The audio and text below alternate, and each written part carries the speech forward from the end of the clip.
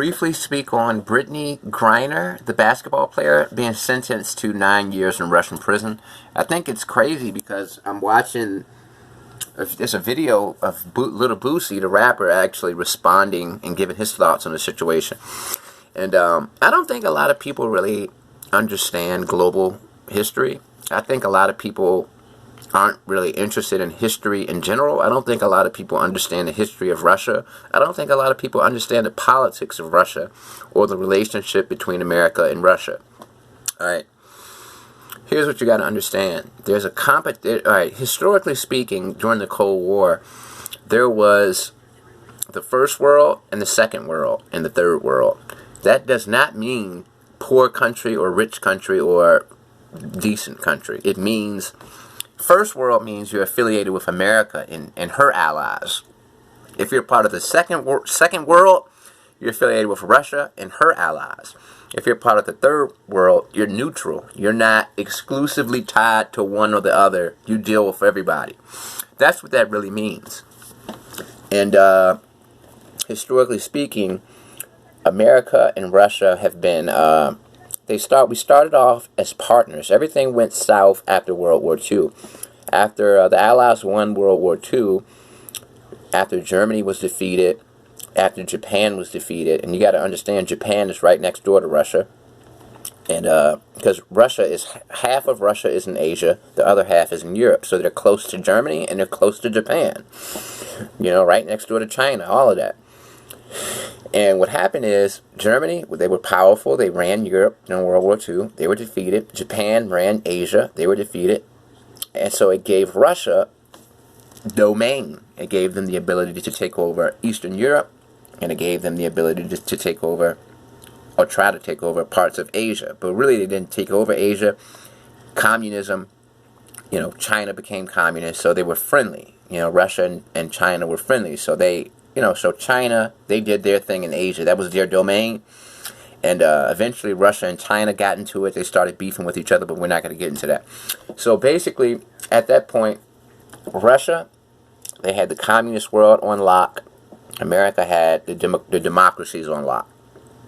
And the countries in between, you got America here, Russia here, and you had the world in between.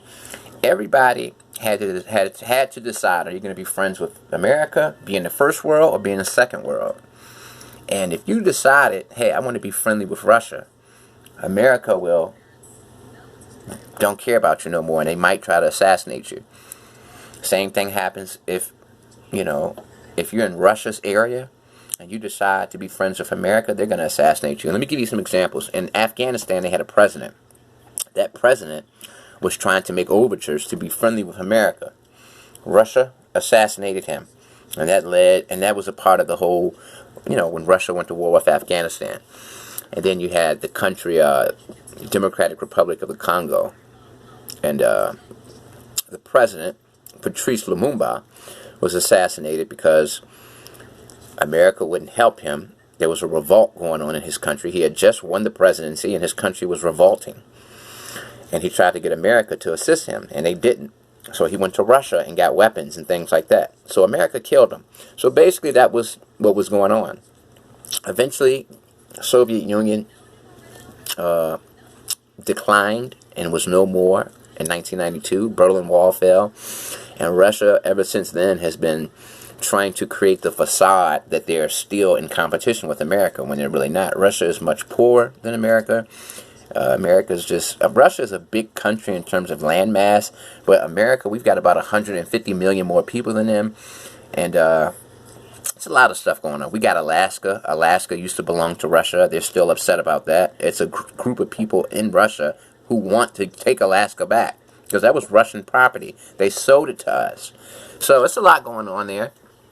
And basically, Russia, whenever they get an American citizen and they have them arrested, they use them as a tool. They use them as like a token for diplomacy, Because what happens is a lot of people who live in Russia, who complain about Vladimir Putin, who go against the government, Russia wants to kill them. But what they do is they run away to America, and America protects them. So what happens is when Russia finally gets their hands on an American citizen and can arrest them, they come to America and say, hey, remember that there's a Russian citizen in America that you guys are protecting.